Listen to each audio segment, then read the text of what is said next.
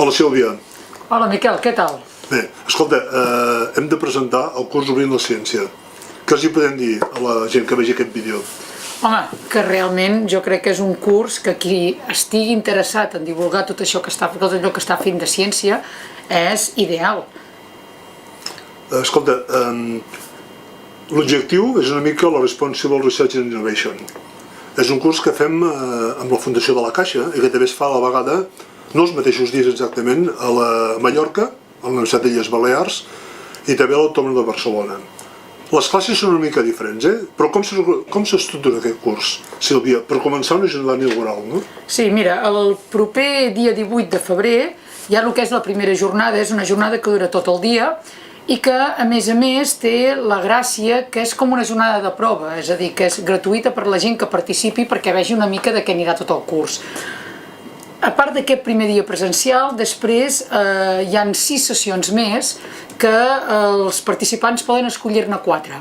Per tant, és una primera jornada més aquestes 4 sessions i, a més, una cosa que diferencia aquest curs potser de molts altres és que al final hi ha tot un projecte de divulgació. Es muntaran uns grups entre els diferents participants i es tractarà de treballar amb algun projecte relacionat amb el seu camp o no, però sempre intentant divulgar el que és la seva recerca, la ciència en general, de cara a el que és la societat, i al final de curs hi haurà una presentació, que això ja estem parlant del 20 de maig, per exemple. A veure, què aprendran els estudiants que hi hagin? Per exemple, Sílvia, aprendran una mica de finançament de la divulgació, perquè vindrà una companya de la Generalitat que ens explicarà això, de projectes europeus de divulgació, també de si la FECI i tota la Generalitat financien. També, evidentment, s'aprendrà amb un tutor a fer un projecte. Però les altres classes són interessants, A part de la gent de Barcelona i de Mallorca que també treballen al curs, tindrem a Fernando Blasco, que vindrà un dia des de Madrid, tindrem la Maria de l'Anell, que vindrà des de Dublín, que és la que porta el projecte Science 140, i també tindrem l'Spiros Kitsinellis, que vindrà des de Toulouse, encara que ell és grec, perquè treballa molt el tema d'art i ciència. No tan sols això, sinó que en tenim 2 més, no? Sí, però a més tenim gent de Barcelona mateix que treballa molt amb el tema de divulgació, que és, per exemple, en David Segarra. En David Segarra treballa o està dirigint actualment el que és el portal Recerca en Acció. Recerca en Acció és un portal on hi entra molta gent que treballa en secundària, però també gent de la societat en general. Porta molts anys treballant i, per tant, té molt clar com s'ha de fer per tal de poder promocionar la recerca. Justament fa un moment estàvem parlant amb ell i tota la seva xerrada anirà encarada a com hem de fer per cridar l'atenció i quins són aquells típics errors que es cometen quan es vol divulgar la ciència. Això em sembla molt interessant, perquè tan important és saber el que cal fer sobre el que cal no fer. I francament, a vegades és millor el segon que no pas el primer. A part dels professors de fora, que hem dit els estrangers, també i d'en David Segarra, i dels de l'Autònoma i Mallorca, també tenim gent d'aquí, a part de nosaltres, evidentment, de la gent que estem a la Càtedra de Cultura Científica i Comunicació Digital. Qui més tenim? Tenim, per exemple, l'Eduard Montaner, que fa molt de treball de cooperació, divulgació en tot el tema de creativitat, de robòtica.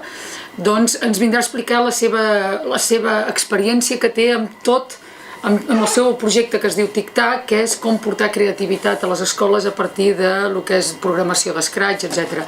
Però també vindrà la Lidia Ochoa. La Lidia Ochoa, de fet, porta molts anys en el camp de formació de professorat de primària i experimentació per a estudiants de primària. És l'encarregada de muntar el que és la Fira de la Ciència de Girona i, per tant, porta realment molts i molts anys en el camp de com fer-ho per acostar la ciència en els estudiants o en els alumnes tant d'infantil com de primària. L'equip que fa el curs és tota la gent que estem en aquest moment a la Càtedra de Cultura Científica i Comunicació Digital, de la UDG també, la Lidia Ochoa, l'Eduard Montaner, la Ingrid Aznar de la Unitat de Cultura Científica i tots aquests professors de fora de l'UDG que us hem esmentat abans. Esperem a fer un curs divertit, agradable i que realment s'aprengui a una forma nova i diferent de fer divulgació científica, tant presencial com també a través de la xarxa. Bé, perquè la gent interessada pugui participar en aquest curs, el que ha de fer primer és venir el dia 18 de febrer, que és un dilluns, a 2:15 a la Caixa Forma, l'antiga Fontana d'Or de Girona. I el que ha de fer és inscriure-se de franc en aquesta jornada. Sílvia, si després volen continuar, què han de fer? Bueno, de fet, un cop t'inscrius, el pagament es fa oficial un cop tu ja decideixes tirar endavant el curs. Per inscriure't només has d'entrar al que és la web de la càtedra, c4d.udg.edu, i a partir d'allà ja hi haurà l'enllaç que t'aportarà en el curs. En el curs està tot especificat de com s'ha de fer. Si sou clients de la Caixa, si sou professors estudiants a pas de les universitats, només us costarà 25 euros, només. No és gaire, i en canvi aprendreu moltíssimes coses. Recordeu tots els professors que us hem dit i el bé que us ho passareu i els projectes que fareu. És el que us dèiem, els horaris sempre són de dilluns, és a dir, a part del primer dilluns que és presencial, la resta de masterclasses són els dilluns de 6 a 8 de la tarda i consecutius a partir del dia 18 cada dilluns. Consulteu a la web, que per això l'hem feta, i allà hi ha tota la informació.